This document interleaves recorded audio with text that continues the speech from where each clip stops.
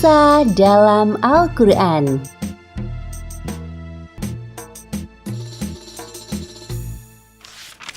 Kisah Nabi Isa alaihi salam. Kisah kelahiran Nabi Isa alaihi salam disebutkan beberapa kali dalam Al-Quran. Di antaranya dalam surat Ali Imran ayat 45 dan surat Maryam ayat 22 hingga 26. Diceritakan sebelumnya bahwa Allah Subhanahu wa Ta'ala menjadikan Maryam mengandung seorang anak atas kehendaknya. Jadi kelak bayi Isa lahir dari rahim ibunya tanpa campur tangan seorang ayah. Ini merupakan ujian yang berat bagi Maryam.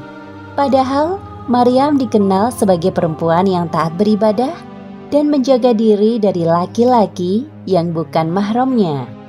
Kehamilan Maryam merupakan bukti bahwa tidak ada yang mustahil bagi Allah. Namun, karena ketaatannya, Maryam berusaha menerima semua itu dengan ikhlas. Aku harus segera pergi dari sini sebelum ada yang melihatku. Tapi, kemana aku harus pergi? Maryam mengelus perutnya sambil tersenyum kecil. Sebaiknya aku mulai berjalan saja. Semoga nanti aku menemukan tempat tinggal sementara di sana. Maryam berjalan ke arah timur. Sekarang yang ada di benaknya adalah pergi secepatnya dari tempat ini. Maryam sengaja mengasingkan diri ke tempat yang jauh dari pemukiman penduduk agar tidak terjadi fitnah.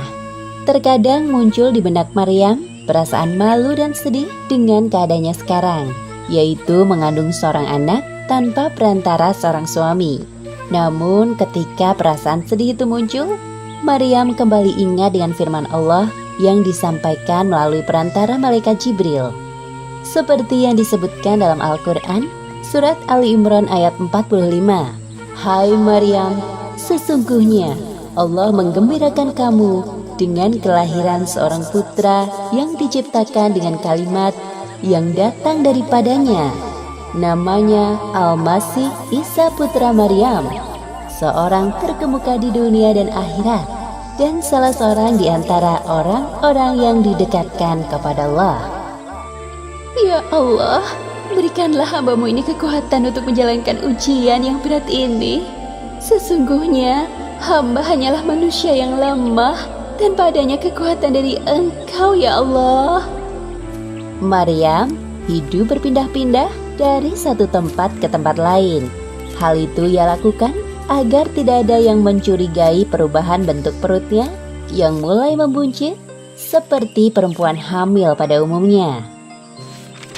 Akhirnya, saat yang ditunggu tiba, Maryam merasa dirinya akan melahirkan. Rasa yang teramat sakit membuatnya tidak bisa melanjutkan perjalanan. Kemudian, ia berhenti dan duduk. Ya Allah, apakah sekarang saatnya hamba melahirkan bayi mulia ini? Tenagaku mulai habis. Hamba merasa tidak sanggup lagi ya Allah. Maryam merasa sangat putus asa. Tenaganya habis untuk berjalan. Ia merasa haus dan lapar. Namun, Allah Subhanahu wa Ta'ala tidak akan membiarkan hambanya yang beriman dalam kesulitan. Apalagi Maryam sedang mengandung seorang calon nabi utusan Allah. Kemudian Allah menghibur Maryam melalui perantara malaikat Jibril. Seperti yang disebutkan dalam Al-Quran, surat Maryam ayat 24 hingga 26. Janganlah kamu bersedih hati. Sesungguhnya Tuhanmu telah menjadikan anak sungai di bawahmu. Dan goyanglah pangkal pohon kurma itu ke arahmu. Niscaya pohon itu akan menggugurkan buah kurma yang masak kepadamu. Maka makan, minum dan bersenang hatilah kamu. Alhamdulillah ada air. Kemudian Maryam menggoyangkan pangkal pohon kurma itu dengan sisa tenaga yang dimilikinya. Hal ini menunjukkan kuasa Allah. Walaupun usaha yang dilakukan Maryam terlihat mustahil dengan kondisinya sekarang, buah kurma banyak yang berjatuhan. Wah, Bismillahirrohmanirrohim. Setelah Maria mengisi tenaga dengan makan buah kurma dan minum air secukupnya, tenaga sudah terisi. Wahai anakku Isa, aku sudah tidak sabar ingin melihat wajahmu. Sebentar lagi engkau akan lahir di dunia ini. Dengan penuh susah payah menahan sakit, diwarnai dengan cucuran peluh dan air mata, Maryam akhirnya melahirkan anaknya. Tampak seorang bayi mungil nan suci. Bayi laki-laki itu bernama Isa putra Maryam, sebuah nama yang diberikan oleh Allah. Nama Isa dinisbahkan kepada ibunya karena ia lahir tanpa perantara ayah. Alhamdulillahirabbil alamin. Akhirnya engkau lahir dengan selamat, Nak. Kemudian Allah Subhanahu wa Ta'ala memerintahkan Maryam untuk tidak berbicara dengan orang yang ditemuinya.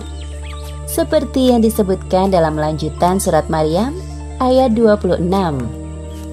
Jika kamu melihat seorang manusia, maka katakanlah, sesungguhnya aku telah bernazar berpuasa untuk Tuhan yang Maha Pemurah. Maka aku tidak akan berbicara dengan seorang manusia pun pada hari ini. Hal tersebut dilakukan untuk menghindari fitnah, karena keanehan yang terjadi pada Maryam tidak mudah diterima oleh akal manusia. Kemudian, Maryam merawat bayi Isa dengan penuh kasih sayang. Tibalah waktu yang ditentukan. Maryam kembali kepada kaumnya, membawa bayi Isa. Selama perjalanan, Maryam terus berdoa dalam hatinya agar Allah selalu melindungi mereka berdua. Karena kelak bayi suci yang berada dalam dekapannya itu akan menjadi nabi yang mulia di kalangan Bani Israel. Kisah ini diceritakan beberapa kali dalam Al-Quran. Salah satunya dalam surat Maryam ayat 27 hingga 35. Setelah melahirkan bayi Isa, akhirnya Maryam kembali ke tengah-tengah kaumnya di Palestina. Namun saat kaumnya mengetahui bahwa Maryam membawa seorang bayi tanpa suami, tuduhan dan hinaan menyerangnya. Pada saat itulah Allah Subhanahu wa Ta'ala menyelamatkannya melalui perantara bayi Isa yang dapat berbicara. Hal yang mustahil dapat terjadi atas kehendak Allah Subhanahu wa Ta'ala. Maryam menempuh perjalanan yang cukup jauh untuk sampai di kampung halamannya. Kedatangan Maryam bersama seorang bayi menimbulkan prasangka di kalangan Bani Israel. Ya Allah, kuatkanlah hamba dalam menghadapi ujian ini. Hamba berserah diri kepadamu.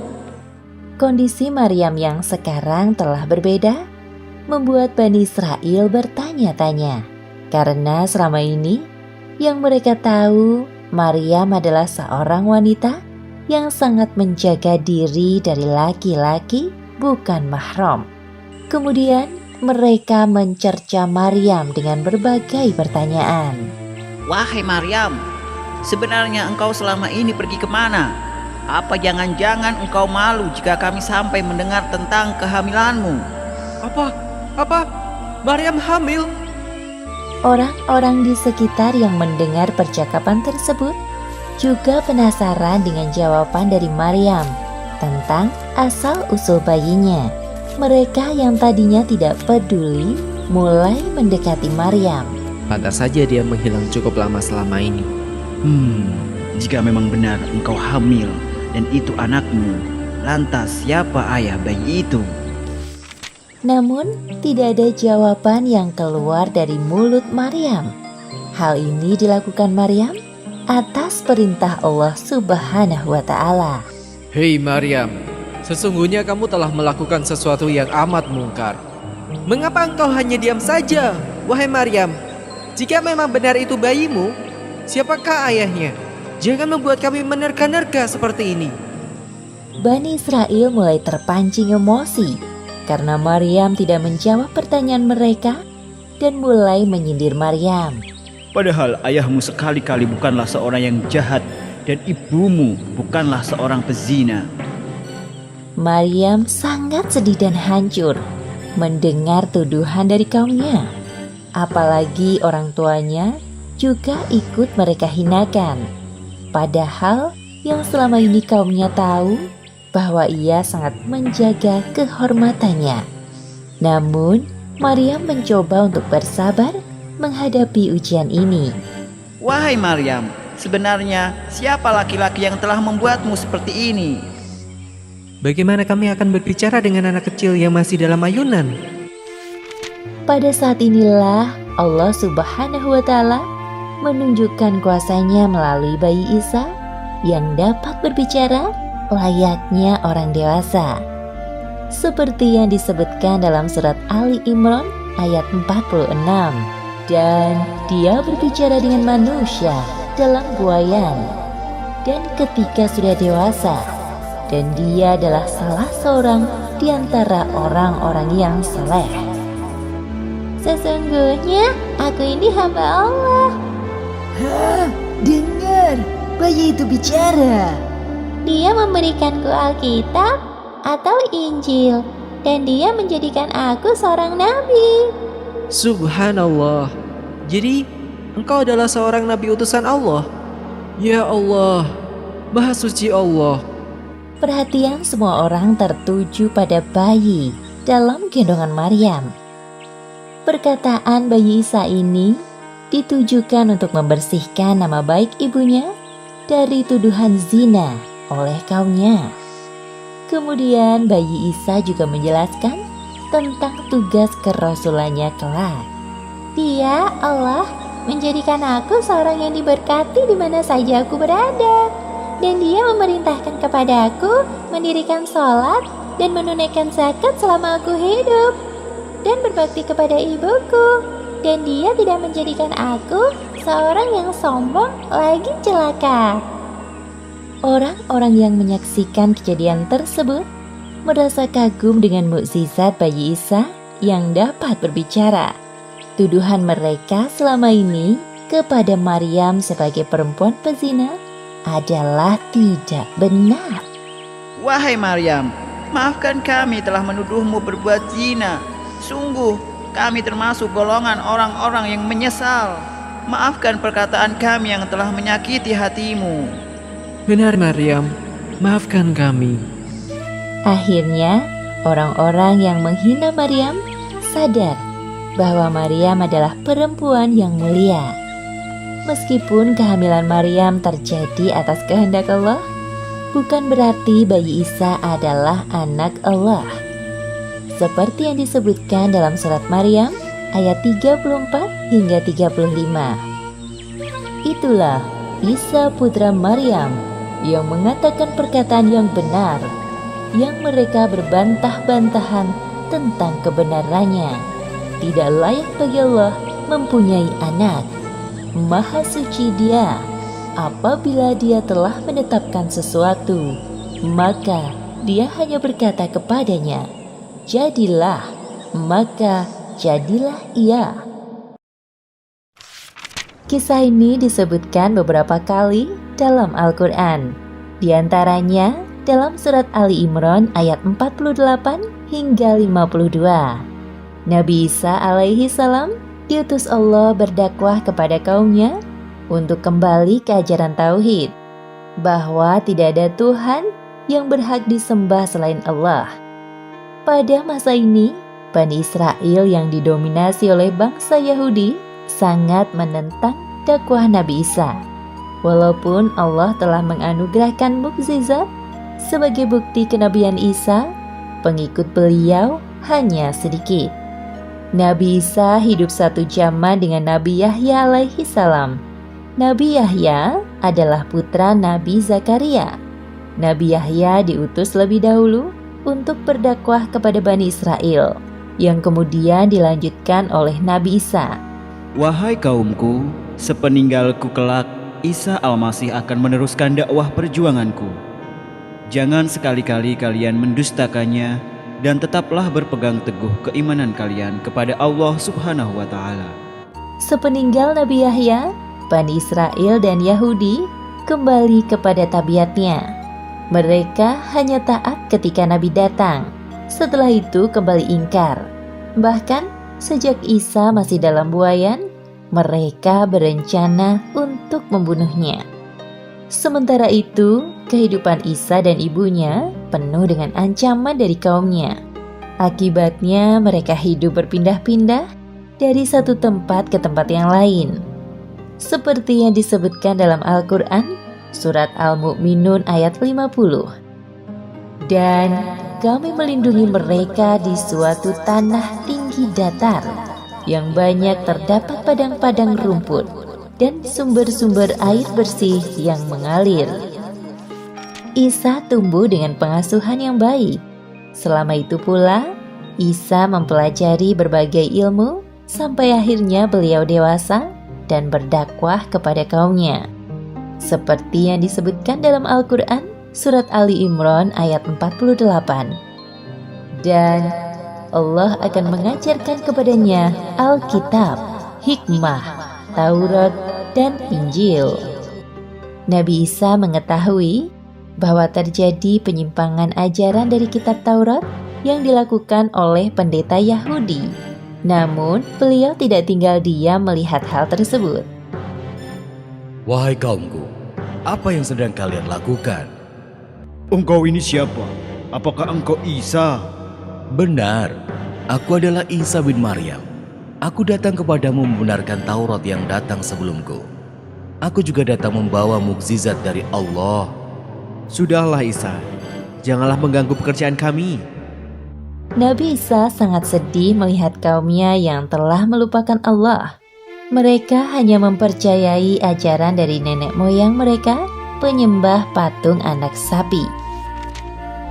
Hari demi hari dilewati Nabi Isa dengan berdakwah kepada kaumnya. Beliau membantu menyelesaikan permasalahan kaumnya atas izin dari Allah. Beberapa mukjizat Nabi Isa disebutkan dalam Al-Quran, surat Ali Imran ayat 49. Sesungguhnya, aku telah datang kepadamu dengan membawa suatu tanda atau mukjizat dari Tuhanmu, yaitu, aku membuat untuk kamu dari tanah sebagai bentuk burung, kemudian aku meniupnya. Maka ia menjadi seekor burung dengan izin Allah. Dan aku menyembuhkan orang yang buta sejak dari lahirnya, dan orang yang berpenyakit sopak. Dan aku menghidupkan orang mati dengan seizin Allah. Dan aku kabarkan kepadamu apa yang kamu makan dan kamu simpan di rumahmu. Wahai kaumku, apakah tidak cukup sebuah bukti ini bagi kalian? Wahai Isa, semua itu adalah sihir yang engkau buat. Tidak semudah itu kami percaya kepadamu. Wahai saudaraku, ketahuilah sesungguhnya Isa ini berusaha menipu kita dengan semua sihirnya. Jadi semua itu adalah sihir? Pantas saja, hebat sekali. Walaupun tampak jelas bukti kenabian Nabi Isa melalui mukjizat yang diberikan Allah, hanya sebagian kecil dari kaumnya yang menerima dakwah beliau. Wahai kaumku, sesungguhnya Allah Subhanahu wa Ta'ala adalah Tuhanku dan Tuhan kalian semua. Bertakwalah kalian kepadanya dan taatlah kepadaku. Inilah satu-satunya ajaran yang benar. Nabi Isa tidak pantang menyerah melihat kenyataan bahwa pengikutnya masih sangat sedikit. Beliau tetap sabar dan mendoakan kaumnya yang telah menyimpang. Ya Allah, tambahkanlah keimanan pada diri kaumku. Berikanlah hamba kekuatan untuk lebih bersemangat dalam berdakwah kepada mereka. Allah Subhanahu wa Ta'ala menjawab doa Nabi Isa dengan memberikan para pengikut dan penolong setia yang dikenal dengan sebutan Hawariyun. Siapakah yang akan menjadi penolong-penolongku untuk menegakkan agama Allah? Kamilah penolong-penolong agama Allah. Kami beriman kepada Allah. Dan saksikanlah bahwa sesungguhnya kami adalah orang-orang yang menyerahkan diri. Hawariyun sangat setia mendampingi Nabi Isa dalam berdakwah. Nabi Isa juga mengirim beberapa di antara mereka untuk berdakwah ke pelosok negeri yang dibelenggu kesesatan. Wahai para sahabatku, pergilah kalian ke negeri Antakia yang penduduknya masih menyembah berhala. Ajaklah mereka untuk kembali kepada ajaran yang benar. Baiklah, jika itu perintahmu wahai Isa, kami akan berangkat ke negeri Antakya. Kaum Nabi Isa terpecah menjadi dua golongan, seperti yang disebutkan dalam Al-Quran, Surat As-Saff ayat 14. Lalu segolongan dari Bani Israel beriman, dan segolongan yang lain kafir. Maka kami berikan kekuatan kepada orang-orang yang beriman terhadap musuh-musuh mereka. Lalu mereka menjadi orang-orang yang menang. Kisah ini disebutkan beberapa kali dalam Al-Quran. Salah satunya pada surat An-Nisa ayat 157 hingga 159. Dakwah Nabi Isa alaihi salam kepada kaumnya berjalan baik. Terbukti bahwa pengikut Nabi Isa semakin bertambah dengan bantuan dari Hawariyun. Hal ini membuat kaum Yahudi yang menentang ajaran Nabi Isa menjadi geram. Kemudian mereka merencanakan pembunuhan terhadap Nabi Isa alaihi salam. Nabi Isa alaihi salam berdakwah kepada kaumnya dengan dibantu oleh Hawariyun.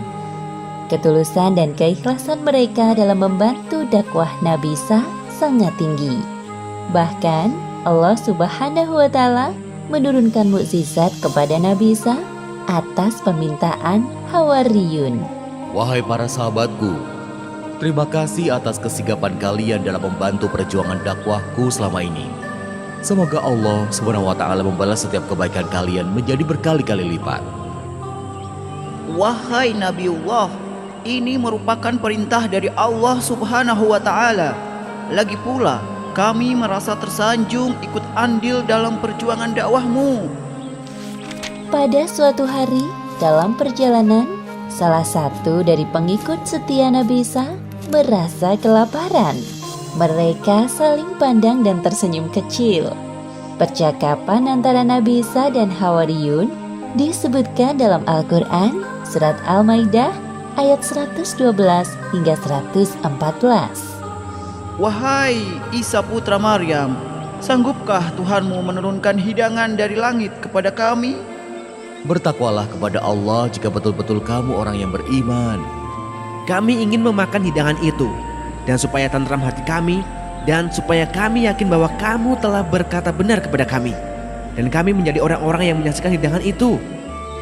Kemudian Nabi Isa berdoa kepada Allah Subhanahu wa Ta'ala agar memenuhi permintaan para pengikut setianya.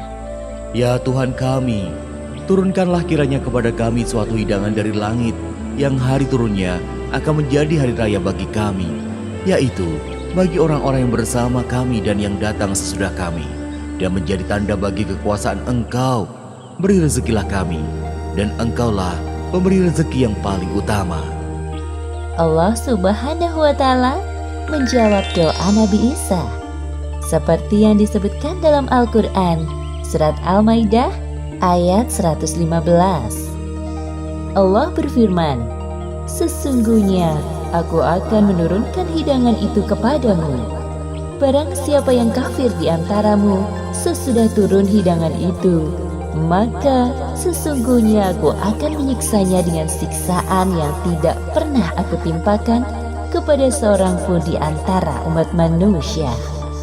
Lain halnya dengan kaum Yahudi. Mereka sering meremehkan ayat-ayat Allah yang disampaikan oleh para nabi. Maka dari itu, keimanan sulit menancap dalam hati mereka. Maka saat datang Nabi Isa menyampaikan ajaran kebenaran, mereka memusuhinya. Wahai saudaraku, lihatlah pengikut Isa sekarang makin bertambah banyak.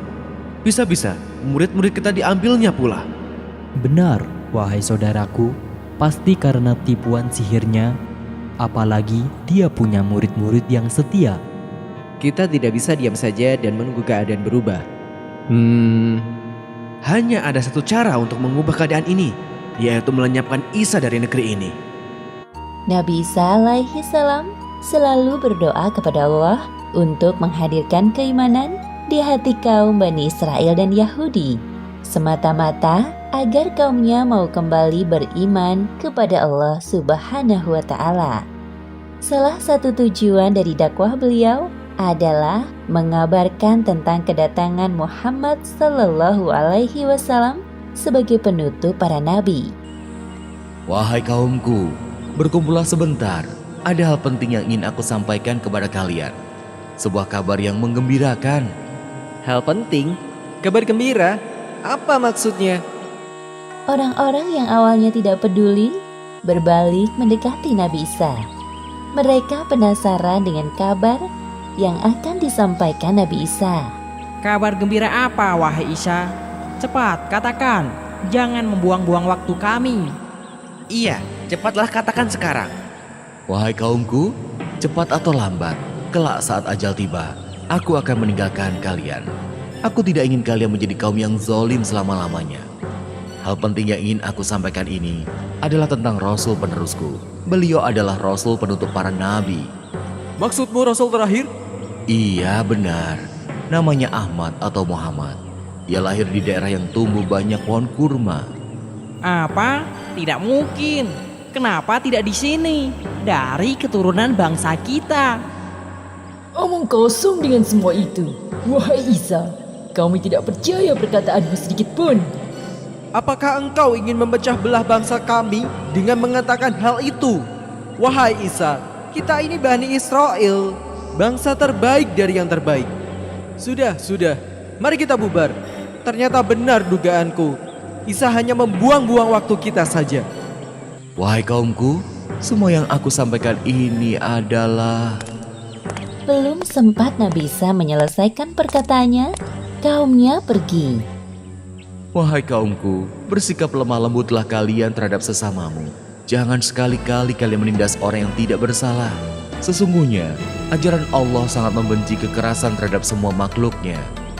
Bicara apa sih dia? Mengganggu pekerjaan kita saja. Ajaran Nabi Isa yang ditentang oleh kaum Yahudi adalah tentang riba, yakni mendapatkan tambahan keuntungan dengan cara yang curang. Seperti yang disebutkan dalam Al-Quran surat An-Nisa ayat 161. Dan disebabkan mereka memakan riba, padahal sesungguhnya mereka telah dilarang daripadanya. Dan karena mereka memakan harta orang dengan jalan yang batil. Pada masa itu, sekitar tahun 63 sebelum Masehi, negeri Palestina berada di bawah kekuasaan Romawi yang kejam. Setiap orang yang melakukan pemberontakan terhadap kerajaan akan dijatuhi hukuman salib. Sementara itu, beberapa orang Yahudi sedang berdiskusi untuk melenyapkan Nabi Isa alaihi salam yang dirasa mereka telah banyak bertingkah. Wahai saudaraku, ajaran Isa benar-benar telah merugikan kaum kita. Betapa tidak, apa-apa dilarang. Kalau begini caranya, semakin sempit ruang gerak kita untuk berkuasa. Benar sekali yang engkau katakan. Wahai saudaraku, sekarang para pendeta risau dengan keberadaan Isa. Karena kehadiran Isa telah mengusik ketenangan hidup kita, maka sekarang saatnya kita melenyapkannya dari negeri ini. Mereka berpikir untuk membunuh Nabi Isa dengan cara menghasut pihak kerajaan. Jadi seolah-olah mereka tidak terlibat dalam pembunuhan Nabi Isa. Kaum Yahudi berhasil menjebak Nabi Isa alaihi salam dengan tuduhan yang tidak benar kepada pihak kerajaan. Alhasil, Nabi Isa dicari-cari oleh tentara Romawi. Wahai para tentara, tangkap Isa dan bawa ke hadapanku. Siap, laksanakan perintah. Sementara itu, Nabi Isa bersama Hawariyun telah bersembunyi ke tempat yang aman setelah mendengar kabar bahwa Nabi Isa menjadi buronan pihak kerajaan. Wahai rakyat Palestina, barang siapa di antara kalian yang mengetahui keberadaan Isa putra Maryam dan bersedia melaporkannya kepada kami, hadiah besar dari kerajaan menanti kalian. Namun sayangnya, ada salah satu pengikut Nabi Isa yang tergiur dengan hadiah sayembara tersebut. Ia berkhianat dan memberitahukan tempat persembunyian Nabi Isa kepada tentara Romawi. Sebelum tentara Romawi mendatangi tempat persembunyian Nabi Isa, Allah Subhanahu wa Ta'ala telah menyelamatkan Nabi Isa. Seperti yang disebutkan dalam Al-Quran, Surat An-Nisa ayat 158. Tetapi yang sebenarnya Allah telah mengangkat Isa kepadanya. Wahai Isa, keluarlah dari persembunyianmu. Engkau telah terkepung. Engkau tidak bisa lari lagi dari kami. Di mana Isa? Cepat katakan. Aku tidak tahu apa-apa tentang Isa. Hei, dia itu Isa. Hah? Kau Isa rupanya. Demi Tuhan, aku bukan Isa. Kalian salah orang. Sudah, bawa saja dia. Akhirnya, tentara Romawi membawa Yudas Iskariot yang wajahnya telah diserupakan oleh Allah seperti Nabi Isa dan menyalibnya. Seperti yang disebutkan dalam Al-Quran, Surat An-Nisa ayat 157. Dan karena ucapan mereka, sesungguhnya kami telah membunuh Al-Masih, Isa putra Maryam, Rasul Allah, padahal mereka tidak membunuhnya dan tidak pula menyalibnya. Tetapi yang mereka bunuh ialah orang yang diserupakan dengan Isa bagi mereka. Assalamualaikum. Kalau teman-teman belum subscribe, yuk klik tombol subscribe warna merah. Gratis loh. Jangan lupa klik juga gambar loncengnya ya, supaya teman-teman bisa tahu video-video baru Diva.